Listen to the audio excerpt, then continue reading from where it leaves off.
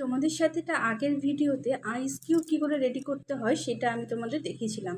তো এরপর আমি একটুখানি ব্যবহারটা আমি তোমাদের সাথে একটু শেয়ার করতে চাই।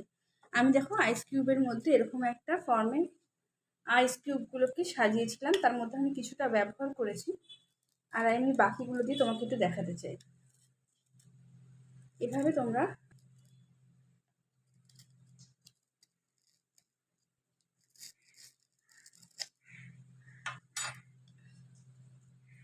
এই জিনিসটা কিন্তু ছোট বড় সবাই ব্যবহার করতে পারো। এখন অনেকেরই স্কুল চালু হয়ে গেছে, তো সেক্ষেত্রে তারা স্কুল থেকে বাড়ি এসে 5 মিনিট রেস্ট 10 মিনিট রেস্ট নিয়ে তারপর মুখটাকে ওয়াশ করে এই জিনিসটা কিন্তু ব্যবহার করলে সঙ্গে সঙ্গে তোমাদের সানট্যানটা কিন্তু রিমুভ হয়ে যাবে। এইভাবে জিনিসটা পুরো ফেসের মধ্যে তোমরা আলতো হাতে অ্যাপ্লাই করবে। এইটা হলো একটা ব্যবহার।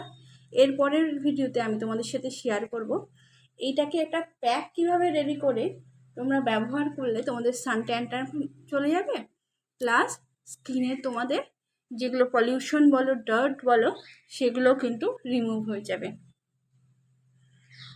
এভাবে তোমরা এই জিনিসটাকে অ্যাপ্লাই করলে তোমাদের স্কিনটা তো কুলিং ভাব দেবে, এছাড়াও কিন্তু একটা ক্লিনজার হিসাবেও তোমাদের জিনিসটা ভালো অ্যাপ্লাই হয়ে যাবে।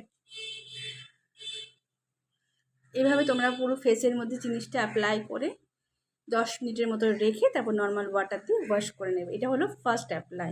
সেকেন্ড অ্যাপ্লাইটা পরের ভিডিওতে।